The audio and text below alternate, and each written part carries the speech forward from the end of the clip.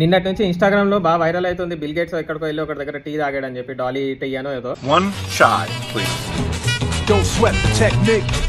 అసలు నాకు అర్థం కాదు ఏంటంటే, బిల్ గేట్స్ అమెరికా నుంచి వచ్చి మరి ఇక్కడ వాడి దగ్గర ఎందుకు టీ తాగాడు? అసలు ఆ అబ్బాయి ఎవరో నాకు ఈ వీడియో చూసాకనే తెలిసింది, అరే డాలీ అనే ఒకడు ఉన్నాడు, వాడు టీ బిల్ గేట్స్ తాగాడని. నాకు అర్థం కాని లాజిక్ ఏంటంటే, అసలు బిల్ గేట్స్ అంత టైం ఉంది ఆయనకి ఇన్స్టాగ్రామ్ లో రీల్స్ చూసేంత?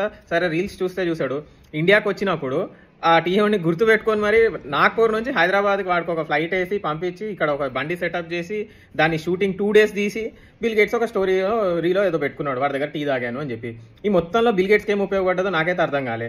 అంటే ఆ టీ అనేది అంత ఎక్కడ తాగానంత టీ ఆయనకి ఏమన్నా కొత్తగా టేస్ట్ ఏమన్నా దొరికిందా? పోనీ దొరికితే అంత పబ్లిసిటీ చేసుకోవడం ఎందుకు? ఇప్పుడు వాళ్ళు లేపారు. ఈ మొత్తంలో బిల్ గేట్స్కి ఏం జరిగిందని నాకు అర్థం కావట్లే. 2 days షూటా మళ్ళీ దానికోసము? హైదరాబాద్లో చిన్న టీ బండి సెటప్ మళ్ళీ దానికోసం ఒకటి.